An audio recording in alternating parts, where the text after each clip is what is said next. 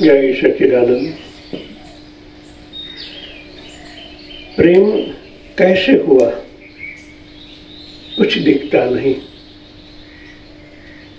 प्रेम करने से नहीं होता, प्रेम हो जाता है।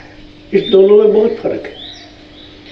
प्रेम करने से नहीं होता, प्रेम हो जाता है। कभी मालूम ही नहीं पड़ता प्रेम हो गया। हृदय से जब प्रकट होता है प्रेम तो अति सूक्ष्म है, क्योंकि परमात्मा का स्वरूप है। जब वो तो बाहर जगत में आता है तब मालूम होता, अरे ये तो प्रेम हो गया। और प्रेम करने से प्रेम की व्याख्या बदल जाती है।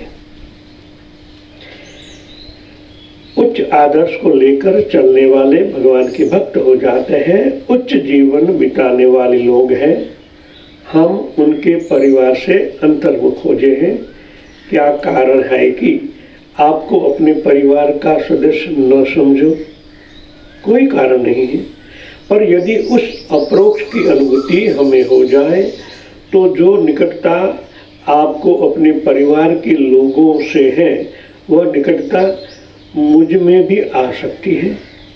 इसी प्रकार किसी दिन साधना के बल से ये अप्रोक्ष अनुभूति हो जाए कि मेरे भीतर जो चेतन सत्ता है वही चेतन सत्ता आपके भीतर भी है, तो सारा विश्व घर के समान हो जाता है।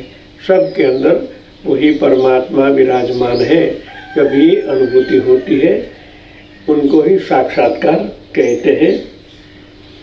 विश्वम भवति एक निडम, सारा विश्व एक मकान, एक कमरे, एक घर के समान हो जाता है।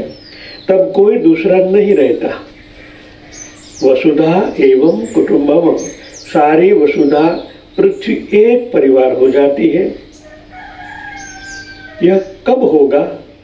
जब हमें यह अप्रोक्ष अनुभूति होगी तभी होगा। उपनिषद का, धर्म शास्त्रों का अध्ययन करते समय हमें यह ध्यान रखना चाहिए कि जो चित्त सत्ता, चेतन सत्ता या शक्ति है वही सभी विद्याओं का आधार है। ब्रह्म विद्या सर्व विद्या प्रतिष्ठाम, यह ब्रह्म ही सभी विद्याओं का आधार है। कैसे? जिस प्रकार संसार, विश्व ब्रह्मांड का सभी चीजें आकाश के भीतर ही है। पंचभूतात्मक सब आकाश के भीतर ही है। तो हमें समझना चाहिए कि आकाश तत्व मेरे अंदर भी है, आकाश तत्व आपके अंदर भी है। तब पंचमहाभूत प्रकट होते हैं। तो हम एक ही परमात्मा के संतान हुए। परमात्मा आकाश तत्व है, उनसे ही सब इस ब्रह्मांड बनता है। तो आपका ब्रह्मांड और मेरे ब्रह्मांड में कोई अंतर नहीं है। वही पंच तत्व से बना है, तो मेरा ब्रह्मांड भी वही पंच तत्व से बना है। जब ये जानकारी तब मिलती है जब आप आध्यात्म मार्ग में आगे बढ़ते हो, सूक्ष्म बनते हो, तभी ये ज्ञान प्राप्त होता है। वरना बाह्य शरीर कभी किसका छोटा है, कभी किसका बड़ा है, कि बाहर के आवरण आपने कैसे पहने, मैंने कैसे पहने, ये देखेंगे तो हमें अलग अलग अनुभूति होने लगेगी। नहीं आप ऐसे हो, ये ऐसे, ये मैं ऐसा हूँ। ये भेद ब्रह्मणा है, अज्ञान है। ज्ञान तो एक ही है कि परम सत्ता सबके अंदर वही है। वह ब्रह्म सूक्ष्म है। सूक्ष्म मानो तो आंखों से न देखा जा सके, यंत्र के द्वारा भी न देखा जा सके, वह तत्व अतीन्द्रिय है। हमें ज्ञानेंद्रियों से ज्ञान होता है, कर्मेंद्रियों से ज्ञान नहीं होता। आंखों से देखते हैं, कान से सुनते हैं, त्वचा से स्पर्श करते हैं, जिह्वा से स्वाद लेते हैं, ये ज्ञानेंद्रियां हैं। इन ज्ञानेंद्रियों से होने वाला ज्ञान सूक्ष्म नहीं है। जो सूक्ष्म आत्मा ब्रह्म या ईश्वर है जब मन सर्वथा शुद्ध हो जाएगा तब उस शुद्ध मन के द्वारा उस सूक्ष्म तत्व का अनुभव होगा।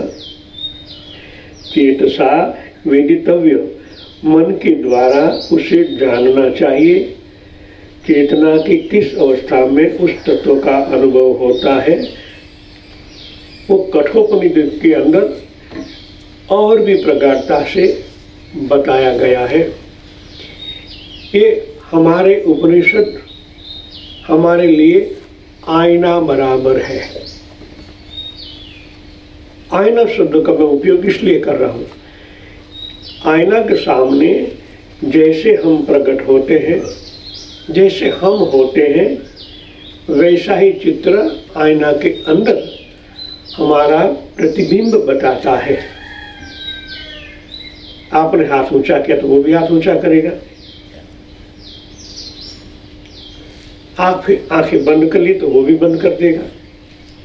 टोटली प्रतिबिंब है, जैसे आप हो वैसा ही बताता है। तो उपनिषद खाली उपनिषद कहने से और उनका अनुभव करने से ही आप शून्य हो जाते हो। जब आपका मन शुद्ध हो जाता है तब खाली उपनिषद, क्योंकि उपनिषद के अंदर पूरे ब्रह्म तत्व की अनुभूति अर्क के रूप में अंदर हमारे ऋषियों द्वारा मंत्र द्वारा व्यक्त की गई है। जैसे उनसे साथ तार जुड़ता है तो आप एक अलग अनुभव करने लगते हैं। ये अनुभव करने लगो तो समझना कि हृदय कोमल हो गया है, निर्मल हो गया है, परमात्मा को प्राप्ति के लिए बिल्कुल तैयार हो गया है। वो सर्वव्यापी तत्व उनके द्वारा आपके अंदर ज्ञान से प्रकट होगा। ज्ञान माने प्रकाश, वो धीरे धीरे आपके अंदर और भी सूक्ष्म होता होता आपको अंदर बैठे परमात्मा का साक्षात्कार करवा देगा। जय सच्चिदानंद।